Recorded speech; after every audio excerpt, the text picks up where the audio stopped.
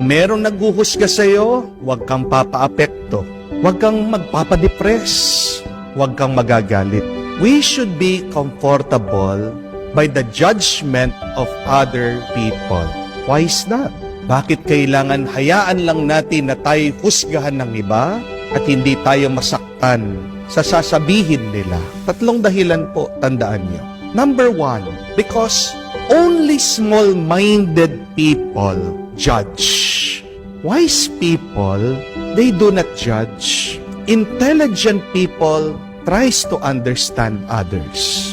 Pag merong naghuhusga, tandaan niyo po, ang taong yan, makitid ang utak, makitid ang pag-iisip. Hayaan mo na husgahan ka nila kasi pinapakita nila ang totoo nilang pagkatao. Ang mga mapanghusga, masasama ang ugali. Amen? Dahil makitid ang isip, walang nakikitang mabuti. Ang mga papanghusga ay hindi masaya. Hindi naman natin kailangan patunayan ang ating sarili sa ibang tao. Kailangan natin patunayan ang ating sarili sa Diyos. At paano tayo mamahalin ng Diyos? Sa pamamagitan ng pagsunod natin sa Kanyang kagustuhan. At kung tayo man ay magkulang, tayo sana'y matutong magpakumbaba. God tries to understand us. God tries to love us. Bakit? Kasi ang Diyos, malawak ang Kanyang pag-iisip. Malaki ang Kanyang pagmamahal.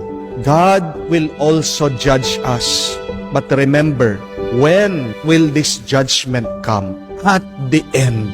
Yan ang pagkakaiba nating mga tao sa Diyos. Ang Diyos, pinipigilan muna niya ang Kanyang pag-uhusga kasi alam ng Diyos, hindi pa naman tapos ang kwento ng tao Pero tayo mga tao, agad tayong naghuhusga, hindi pa naman tapos ang kwento. Allow people to judge you because these people are small-minded. But secondly, people who judge you are proud people. Allow people to judge you because they are proud. At tandaan po natin, pag meron kang kayabangan, pag meron kang kataasan, ang susunod dyan ay pagkabagsak. Yan ang tinuturo sa atin ng Panginoon. Those who exalt themselves will be humbled. Sabi ng Biblia, after the pride comes the fall. Hayaan mo lang ang ibang manghusga sa'yo. Kasi darating din ang oras, sila ay huhusgahan ng Diyos. What should you do when you are being judged? Continue doing the good that you can do.